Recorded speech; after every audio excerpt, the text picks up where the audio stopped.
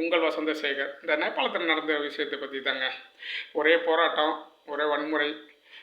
Shooting order கொடுத்துட்டாங்க. ஒரு 25 பேர் வந்து இறந்துட்டுருக்காங்க பாருங்கள், இளைஞர்கள்.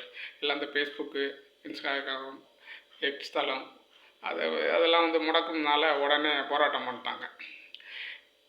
இணையதளம் வாழ்வில் எவ்வளோ ஒன்றி போய் இருக்கு பாருங்கள். இதுக்கு ஒரு மிகப்பெரிய ஒரு போராட்டம். அப்புறமா தான் பார்த்தா தெரியுது, இது கோர்ட்டு தான் ஆர்டர் கொடுத்தது.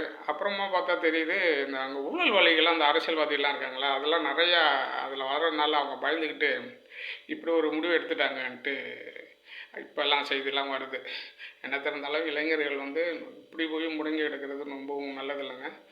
இருந்தாலும் இவ்வளோ ஒரு வெறித்தனமாக பிரதமர் வீட்டுக்கெல்லாம் பேரணியாக போக ஆரம்பிச்சிட்டாங்க முற்றுகையிடுறதுக்கு. அவங்கவுங்க வேறு விஷயத்துக்கு பண்ணுவாங்க. இந்த இணையதளத்தை முடக்கிறதுனால இவ்வளோ ஒரு விஷயம் நடந்துருச்சு. இளைஞர்கள் தாங்க விழித்து கொள்ள வேண்டும். நன்றி, வணக்கம்.